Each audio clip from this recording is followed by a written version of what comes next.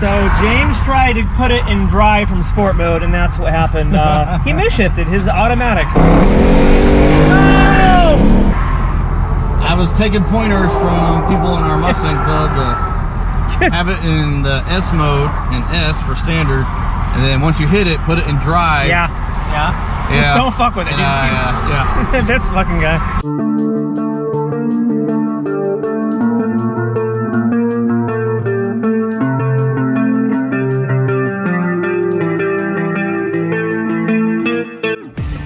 Well, usually when I open up the garage here, there's a beautiful GT500.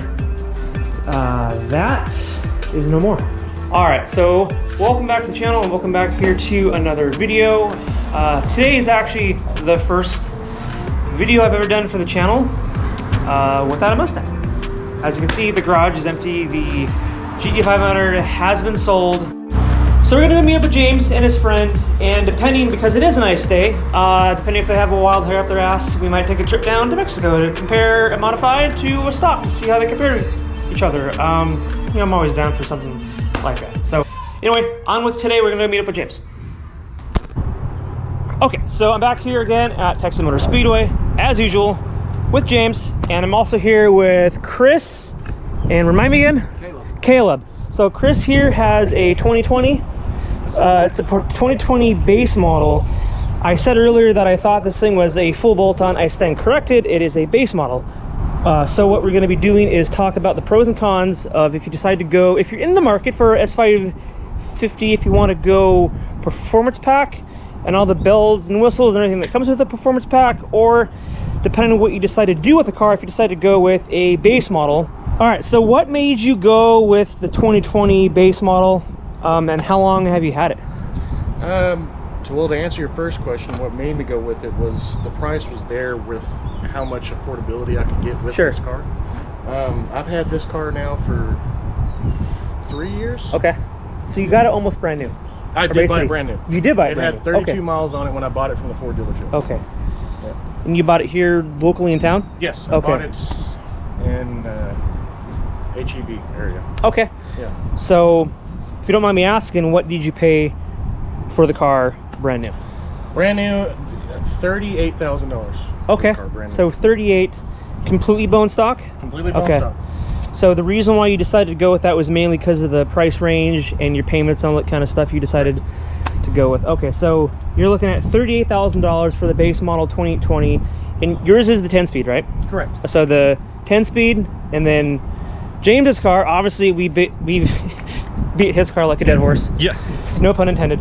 But the performance pack GTs, those are right around 54 to 55, right? Yeah. So you're looking at around 17,000 additional dollars if you decide to go.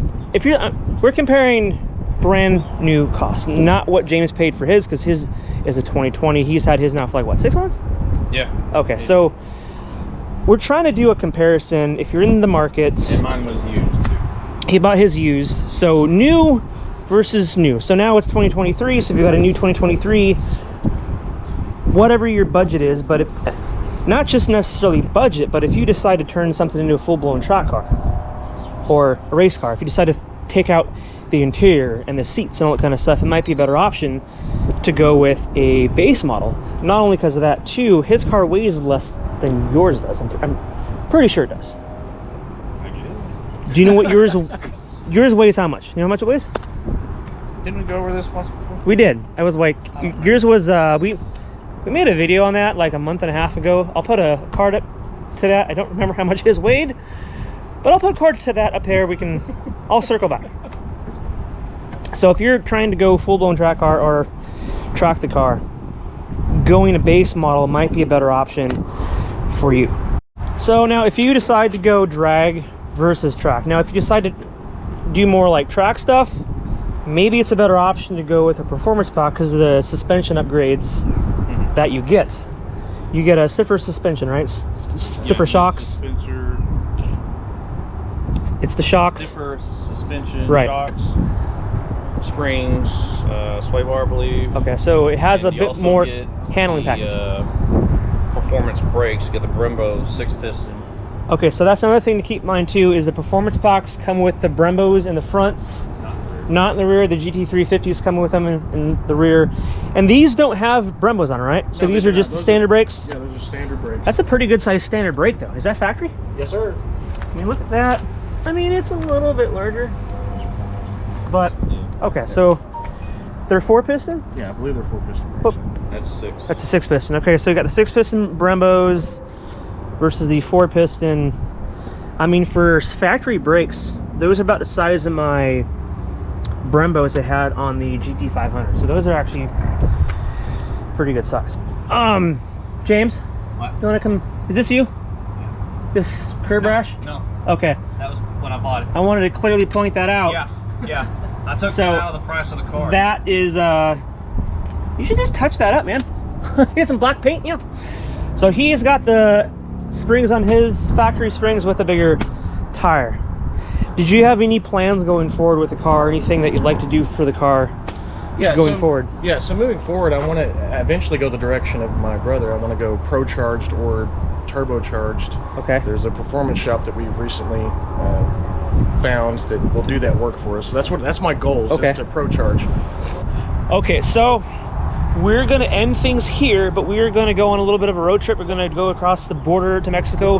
We're going to see stock 2020 base model versus stock performance pack 60-year-olds, maybe 40-year-olds. We're going to see what, I know those weigh a couple 100 pounds more. I don't know how much of a difference it's going to make. They're both 10 speeds, but we're just going to see what these two can do compared to each other.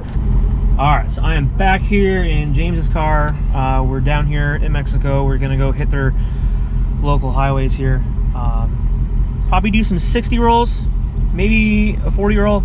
Another thing to keep in mind for anyone that has a base model, the base models only have the standard mode and the sport mode. Is that right? It doesn't have like any other track options too, right? Correct. So if you're in the market for like either a base model or a performance pack premium, keep that in mind, that you don't get the toggle switches and all the other options that come with having a performance pack.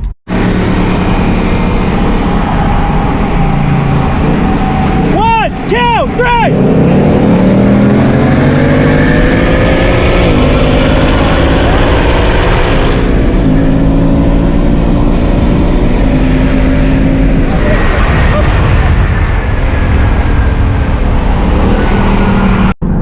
He got you. Yeah. So, was that paddle shifting or what did you do?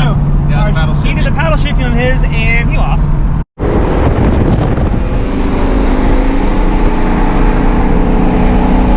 One, two, three! No!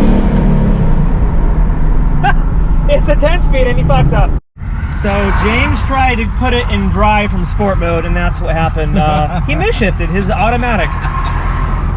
I was taking pointers from people in our Mustang club to have it in the S mode and S for standard, and then once you hit it, put it in drive. Yeah.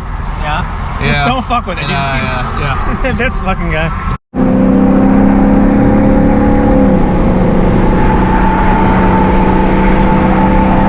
One, two, three!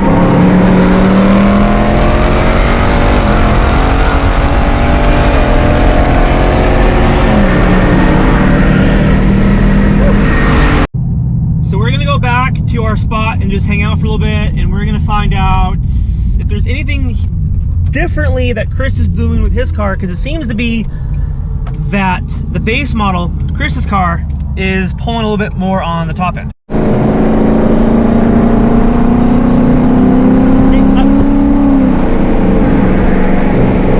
2, 1!